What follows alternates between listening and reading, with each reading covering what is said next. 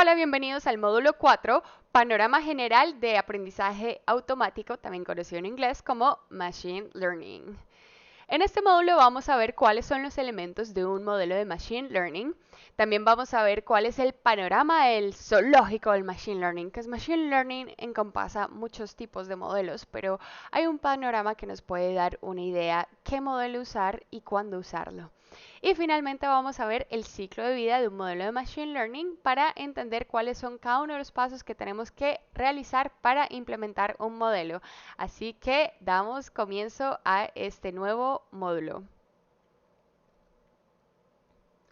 Bueno, en capítulos anteriores habíamos visto que había Machine Learning por todas partes, pero sabemos que es una rama de la ciencia de la inteligencia artificial que se encarga de enseñarle a las máquinas a pensar y a entender y a aprender. Entonces, teniendo eso en cuenta, ¿cómo hacen las máquinas para aprender? Eso se hace a través de un modelo. Entonces, un modelo se usa para describir un sistema, sea un sistema físico, un sistema social, un sistema industrial, un sistema natural, usando lenguaje matemático. Entonces, en el contexto de Machine Learning, por lo general, un modelo tiene elementos y me gustaría repasarlos con ustedes para que estemos todos en la misma página, de tal manera que cuando yo utilice una palabra sepan exactamente a qué me estoy refiriendo. Entonces, eh, aquí tenemos un pequeño ejemplo. Esto es lo que habíamos visto en el módulo anterior. Estamos importando una librería que es Pandas. Pandas se encarga de tratar todo lo que es relacionado con tablas. Entonces, en la carpeta de código que nosotros les dimos a ustedes, tienen una carpeta que se llama archivos con varios diferentes documentos que vamos a utilizar a lo largo de este curso. Entonces, en ese vamos a leer ese archivo en particular. Aquí, como yo estoy en esa carpeta, simplemente le estoy dando la variable local, la de dirección local, pero si yo quisiera, yo también pudiera ir a donde está el archivo en específico, que sería aquí en CosIAM, Jupyter Notebooks, archivos. El archivo es este basura, entonces yo puedo hacer clic izquierdo y copiar basura como una dirección. Esto lo estoy haciendo al oprimir la tecla opción. Entonces le doy copiar como dirección y aquí yo pudiera ingresar esto. Entonces con eso me aseguro que estoy leyendo el archivo en la dirección correcta. Sin embargo, como yo sé que yo estoy en ese folder, simplemente le di la dirección local. Bueno, entonces vamos a correr eso y vemos que es una tabla que tiene, aquí con sample le dije muéstrame tres aleatoriamente, porque si le doy head me va a mostrar los de arriba y pues siempre me va a mostrar los mismos. Entonces, si lo corro muchas veces siempre me va a mostrar los mismos. Prefiero el sample para ir viendo diferentes cada vez que corra la celda y darme una idea de más o menos cómo es que es ese dataset. Entonces, ese conjunto de datos, en inglés llamado dataset, tiene dos columnas, una columna que es mensaje y una columna que es etiqueta. En el mensaje es el mensaje de texto y en la etiqueta es si es basura o si es un mensaje de texto legítimo. Entonces, la primera parte de un modelo de Machine Learning se llama la entrada, los datos de entrada, que también se les conoce como el input. Entonces, en Machine Learning también se le conoce como la variable X, las características, los atributos, los predictores, las entradas, las variables independientes, las dimensiones, etc. Si en algún momento me estoy refiriendo a esto, a los datos de entrada o utilizo cualquiera de estas palabras, me estoy refiriendo a lo mismo. Son los datos de entrada, es el input del modelo, lo que le vamos a ingresar al modelo para que nos arroje un resultado. En este caso, pues solo tenemos una columna que es el mensaje, serían los datos de entrada, que es ese input, que es la columna de mensaje, que son cada uno de los mensajes. La segunda, uh, right.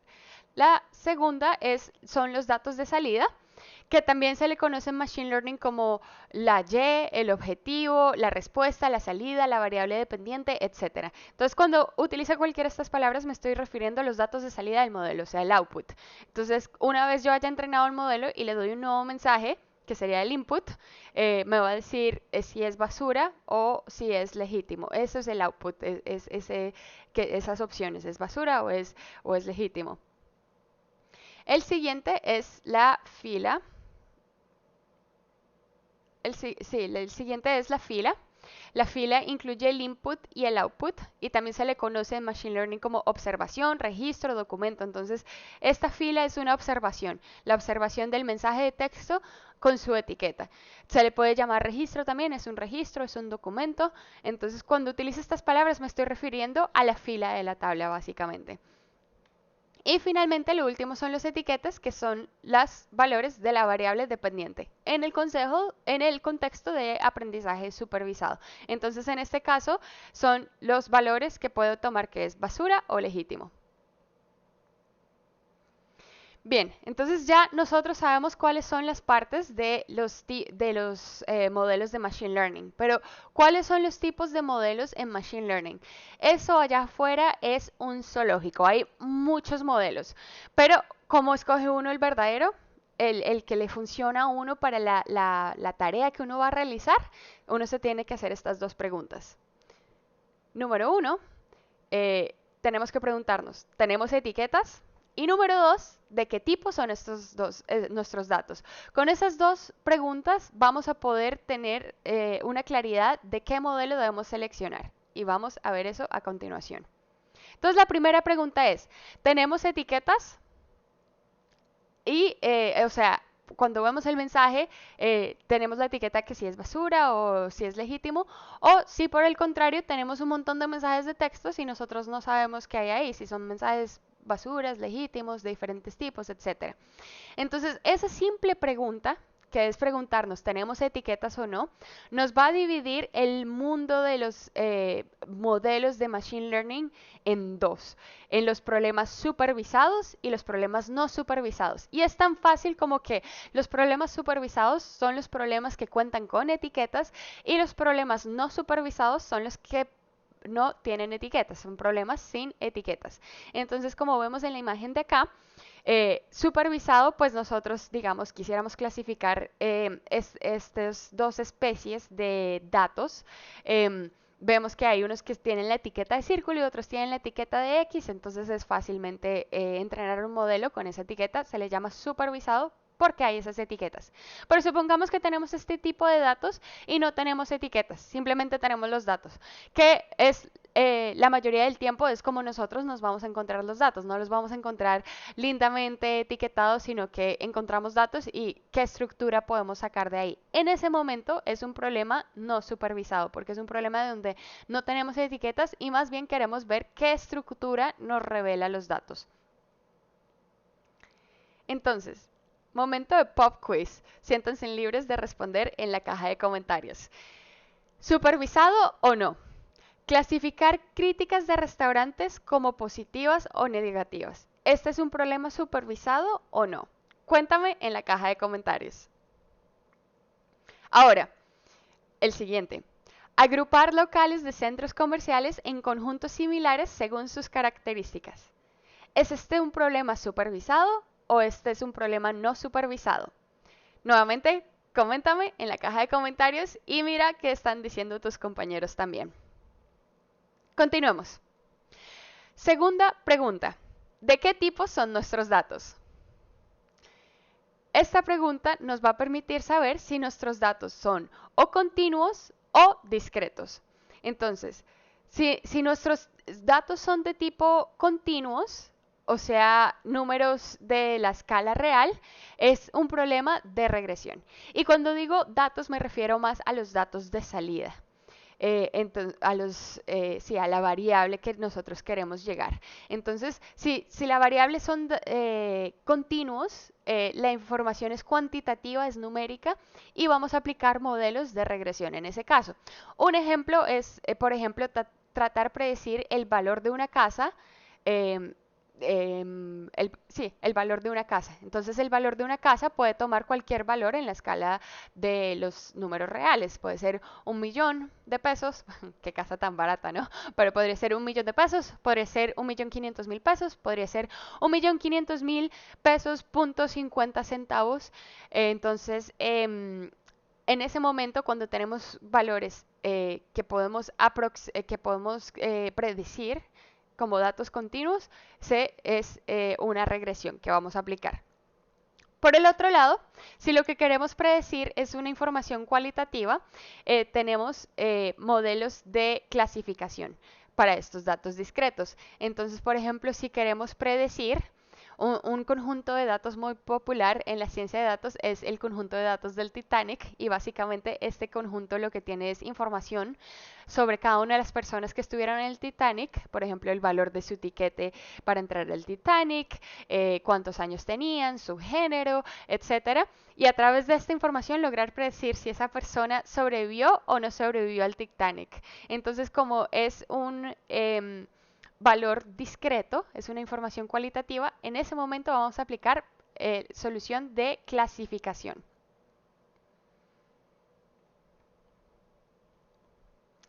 Nuevamente, momento de pop quiz. ¿Clasificación o regresión? Esta imagen, estamos preguntando, ¿es un pollo o es un perro?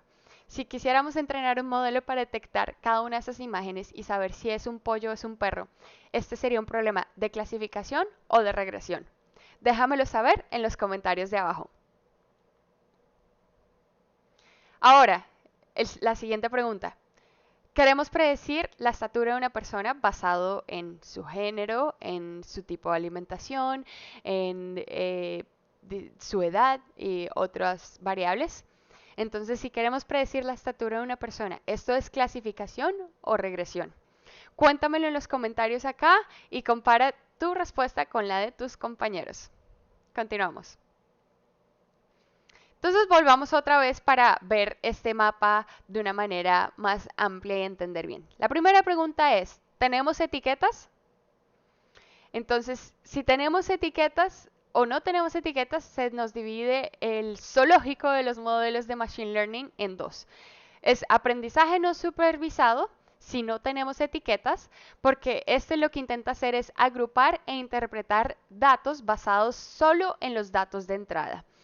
Y si no, hacemos Machine Learning con datos supervisados, que es cuando tenemos etiquetas.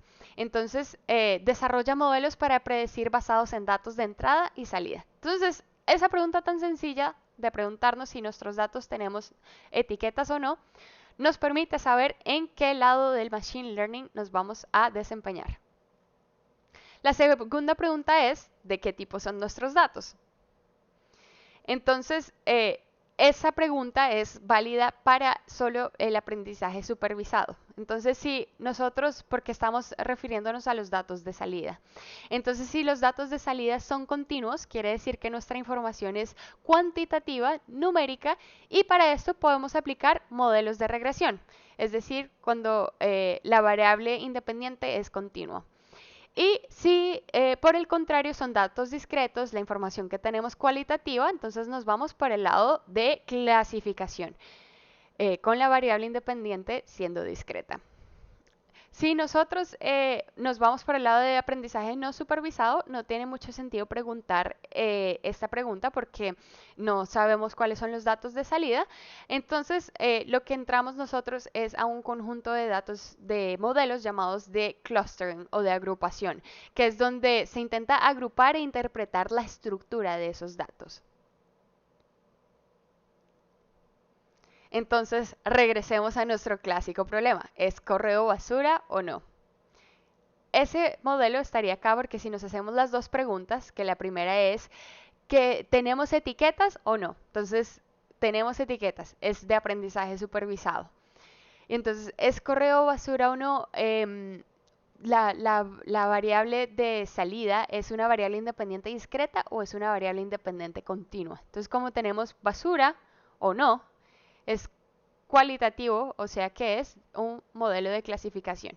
Así, fácilmente ya, si nos dan esta tarea, cree por favor un modelo para saber si un correo electrónico es basura o no. Automáticamente sabemos que ya nos tenemos que ir al mundo de la clasificación, de los modelos de clasificación. Entonces nos va a ayudar a seleccionar el modelo en vez de estar ensayando modelos de agrupación, de regresión que realmente no aplican para nuestra tarea. Entonces, ahora ya que sabemos qué tipos de modelos de Machine Learning existen, ahora lo que tenemos que pensar es qué pasos tenemos que tomar para hacer eso. Normalmente, si usted en su empresa o en su universidad les piden desarrollar un proyecto, ¿cómo lo harían?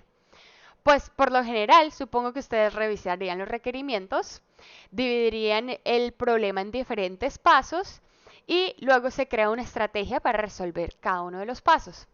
Pues eso mismo se hace en Machine Learning, se le conoce como pipeline o flujo de datos y aunque los detalles específicos varían de proyecto a proyecto, estos pasos son comunes y nos van a permitir comenzar cualquier proyecto de Machine Learning ya con una estrategia. Entonces, ¿cuáles son esos pasos? Nuevamente reitero que esto puede cambiar dependiendo del problema que queremos resolver. De pronto tienen algunos pasos extras, algunos pasos menos, pero este es una buena plantilla para uno copiarse y empezar a hacer sus problemas, sus modelos de Machine Learning. Entonces, el primer paso es adquirir datos relevantes a nuestro proyecto. Y yo sé que esto se oye muy obvio, pero ustedes no se imaginan la cantidad de veces que en contextos empresariales la gente quiere resolver algún problema para los cuales ni siquiera tiene datos. Y si no tienes datos, no puedes hacer modelo y no puedes hacer nada. Entonces, lo primero es conseguir los datos. A veces te los dan o a veces te toca a ti irlos a buscar. Entonces, ese es nuestro primer paso. El segundo paso es la limpieza de texto y preprocesamiento. Como estamos en procesamiento de lenguaje natural, agregué esta casilla de limpieza de texto, pero si estuviéramos simplemente hablando del mundo de Machine Learning, me iría directamente a preprocesamiento, sino que esto es específico para el mundo de procesamiento de lenguaje natural, que es el objetivo de este curso. Entonces, el objetivo de este paso 2 y 3 es que rara vez los datos están como los necesitamos. Por lo tanto, tenemos que hacer limpieza y preprocesamiento de estos datos para normalizarlos. Es un error muy frecuente cuando la gente coge los datos y son científicos de datos novatos y empiezan a aplicar una cantidad de modelos y no se dan cuenta que, por ejemplo, tenían la longitud de una carretera en kilómetros y de otras en millas. Entonces el modelo, obviamente, si le das basura a tu modelo, te va a regresar basura porque no están los datos de una manera adecuada, de tal manera que el modelo pueda hacer una buena inferencia y pueda hacer una buena representación del conjunto de los datos y los pueda generalizar. Entonces, por eso es muy importante la limpieza y el preprocesamiento de datos. El paso cuarto es este paso de aquí que se llama Feature Engineering y lo estoy diciendo en inglés. Número uno, porque la mayoría de documentación está en inglés, pues para que ustedes, si necesitan ayuda en algún momento y puedan buscarla en Google, sepan qué términos buscar. Entonces se llama Feature Engineering. Pero número dos, porque busqué en varios documentos de confianza de cuál era la traducción en español y todo el mundo lo traducía diferente. Entonces, una traducción más o menos literal y fiel a lo que significa sería creación de características. Entonces, básicamente lo que hacemos es que con los datos de entrada que nosotros tenemos para nuestro modelo, creamos indicadores que son los más adecuados para nuestro proyecto y los convertimos en una manera que sean entendido por nuestro modelo o nuestro algoritmo. Entonces, por ejemplo, ese problema lo vamos a ver mucho con los textos, porque el modelo no va a entender la palabra. Entonces tenemos que modificar esa palabra que sea de una forma numérica que el modelo la pueda entender. El paso número 5 es el modelo como tal. Por lo general uno crea varios modelos para escoger el mejor. Los modelos uno los entrena con diferentes parámetros y hiperparámetros. Entonces uno escoge el mejor modelo con los mejores hiperparámetros y los mejores parámetros para poderlo poner en producción. Entonces, ¿cómo sabe uno cuál es el mejor modelo de todos esos que uno entrena? Pues en el paso 6 uno hace evaluación del rendimiento. Entonces, existen diferentes métricas, algunas de esas que vamos a ver en este curso, para decir si qué modelo debemos escoger y cuál es el más adecuado. Y también pues las métricas de evaluación también de rendimiento también nos ayudan a ajustar nuestros parámetros del modelo para mejorarlo. De ser necesario, podemos nosotros regresar al preprocesamiento si nos damos cuenta que nuestras métricas no son las mejores y volver a preprocesar los datos, hacer más feature engineering hasta obtener un resultado con el que estemos satisfechos. Una vez obtenemos un resultado con el que estamos satisfechos, es paso número 7, poner el modelo en producción. ¿Qué quiere decir esto? Quiere decir que si tenemos un buen modelo, nosotros no queremos simplemente archivarlo en un cajón de atrás y que le caiga polvo, queremos que la gente lo use. Y esto puede significar diferentes cosas en diferentes contextos. Puede significar simplemente que sea una presentación de PowerPoint mostrando los resultados que queremos. Puede ser que se convierta en una aplicación donde la gente puede ingresar sus nuevos datos y obtener una predicción, o puede ser diferentes cosas. Entonces, lo que quiere decir poner un modelo en producción es básicamente poner ese modelo a nuestra utilización y no simplemente dejarlo que el modelo muy bonito pero no se usó, sino lograr a que esos resultados sean socializados. Y finalmente, paso 8, siempre hacer vigilancia y actualización del modelo.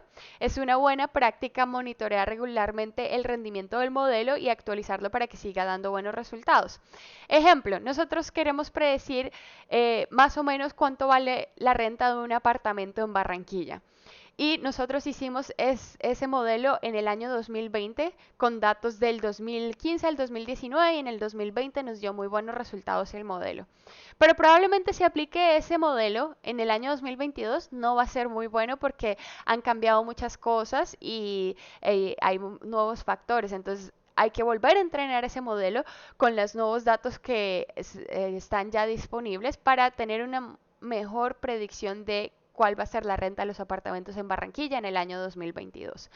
Entonces, por eso es importante hacer un monitoreo regular de cómo se sigue comportando nuestro modelo, porque ante la luz del tiempo y de nuevos datos puede ser que nuestro modelo ya no sea tan efectivo como lo era como cuando lo realizamos.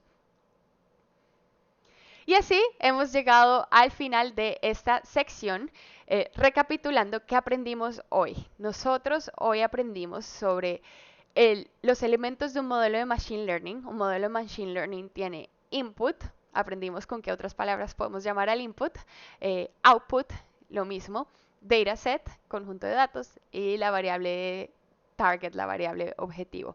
Y la razón por la que utilizo muchos términos en inglés es porque así ustedes lo van a encontrar en la literatura, la mayoría de la literatura está en inglés, y mi objetivo con este curso es que ustedes tengan las herramientas básicas para poder desarrollar cualquier tipo de modelo y ustedes mismos puedan seguir aprendiendo por su cuenta y puedan buscar y darle solución a sus problemas.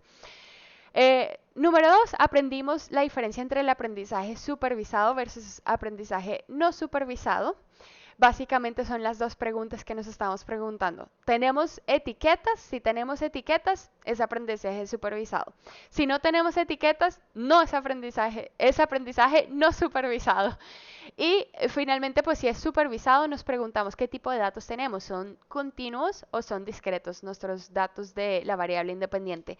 Si son continuos, vamos a querer ejecutar un modelo de regresión, y si son discretos vamos a querer ejecutar un modelo de clasificación.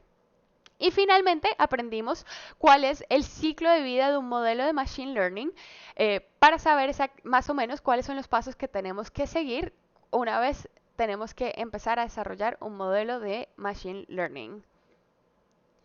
Este fue el fin del módulo 4. Nos vemos en el módulo 5. Hasta luego.